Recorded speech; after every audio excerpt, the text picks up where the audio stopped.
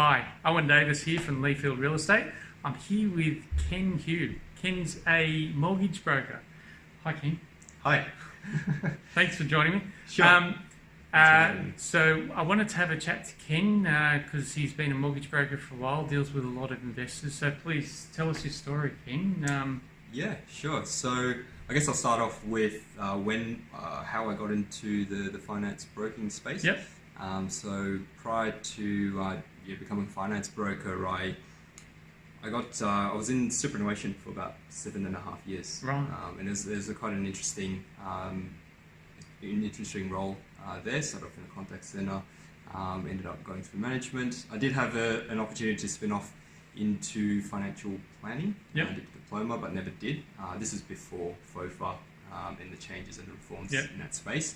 So I guess the reason for that was because I think there were some instances where it's changed now, but there was specifically just selling one particular product depending on which brand you were with.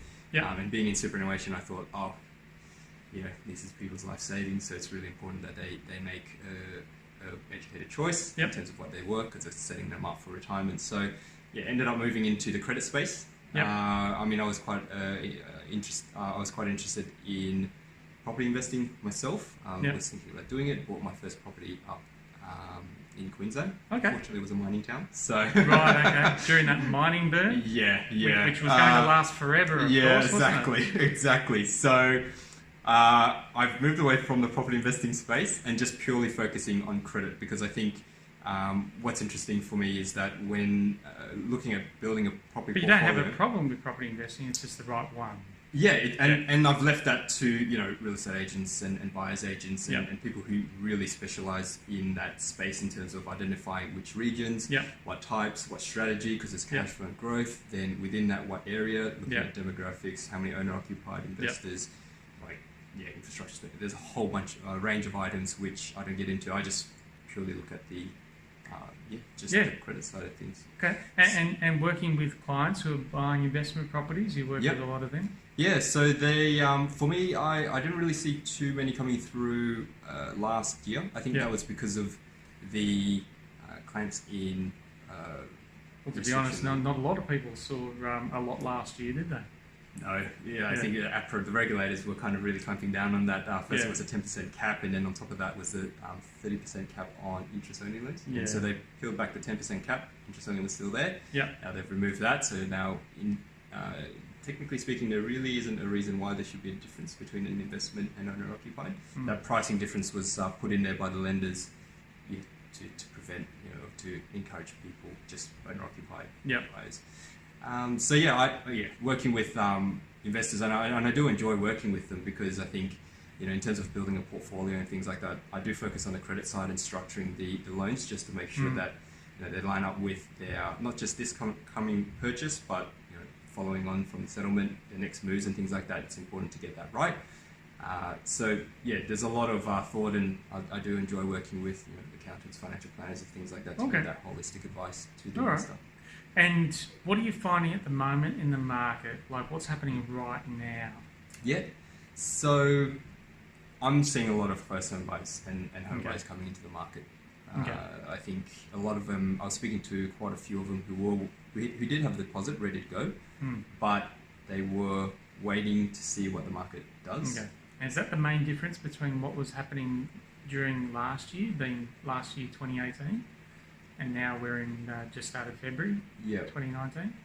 I think, yes. It was really strange. So I'm out in Auburn in open homes on Saturdays with the team staff partners Auburn, and there was a lot of people reluctant to place an offer prior to the thing, but I do know that vendors were keen to move. And then since then, start of the year, January, everyone's decided this is the year to buy, maybe. I'm not sure. But they've now put out offers, and I'm assuming vendors are now finding that they're inundated with offers. So they're thinking about whether they should take that that current offer. So it's been a big change, even in just that. So there's a lot more activity on both sides. Yeah, at the moment. And I'm also starting to get inquiries back with investors. They're starting to now look at. I think because officially all the restrictions on the investment credit side of things. So after all the turmoil of last year, things are looking a bit more positive. Yeah, and I don't know how that's going to... I'm interested to see how that plays itself out in the market, because I felt that there was a lot of money on the sidelines waiting to come in. Right. If it didn't, the market would probably keep doing what it was doing last year. Right. But there was always potential for like a whole bunch of people to come in, and it seems to be happening. Okay. Yeah. Well, that was partly going to be my next question. Where do you see things happening over the next 12, 18 months? Yeah. I'm not too sure. I tend to just play by ear and see and deal with and handle things as they come through. But I think, in terms of from what I'm gathering in terms of the media and what's happening in the market, there does seem to be like APRA's trying to explain why they did what they did in the previous 18 months. Yeah. It makes sense to me in terms of it's like curbing the downside, I guess. If they were to let it run the way it was running, I don't think it was sustainable. So I think it could be interesting, and signs seem to indicate that there are buyers coming into the market. So it could be interesting in terms of how that plays itself out in the market. Great. Well, we look forward to hopefully a bit more of a better year than last year.